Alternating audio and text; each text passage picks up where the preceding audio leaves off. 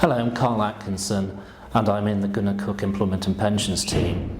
I wanted to talk to you about the possible impact of coronavirus on the workplace in the UK and suggest some ways in which your business could mitigate the impact on employees and on the business. There have been some significant suggestions recently that the possible level of uptake of the virus could be quite significant in the UK. Up to 20% of the UK workforce has been quoted, and it seems sensible that businesses should be taking steps now to develop plans for how they will mitigate the impact of that level of infection on their business. It's likely that employees may present in three different scenarios. The first could be where an employee is not unwell but does not wish to travel into work, possibly because of a concern about infection either in the workplace or on public transport on the way into work.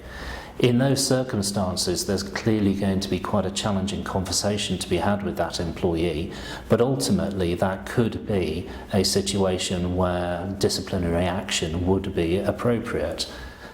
I suspect that in circumstances where there is a genuinely held belief in the threat of contracting coronavirus by travelling into work, it would be unreasonable for an employer to dismiss an employee.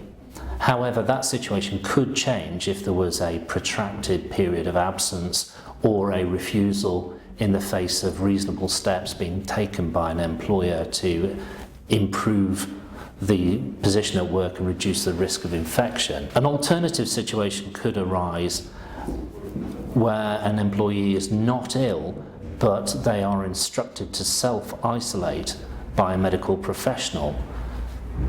ACAS guidance suggests that in those circumstances, employees should be paid their normal sickness pay, that would be contractual sick pay in circumstances where that's provided, or where it's not provided, it would be statutory sick pay. And as of today, there's been an announcement by the Prime Minister that waiting days will be removed from statutory sick pay, and therefore employees would receive SSP from day one.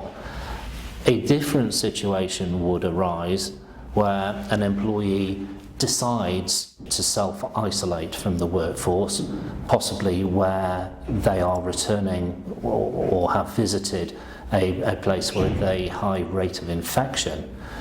Where that happens, there would be, or it's unlikely there would be, a contractual right to pay because the employee would be refusing to attend at work.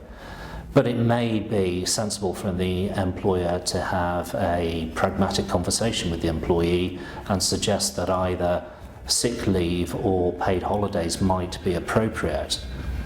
In addition to managing those different scenarios, employers have a statutory obligation to provide employees with a safe place of work, and there are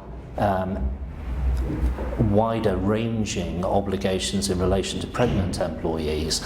That means that employers would have to consider taking steps in the workplace to provide adequate hygiene facilities to mitigate the risk of contracting the virus, and in some circumstances, particularly where an employee was isolating or perhaps attended at work and then went off sick or then had to self-isolate, it might be appropriate for employers to consider rolling out home working or remote working.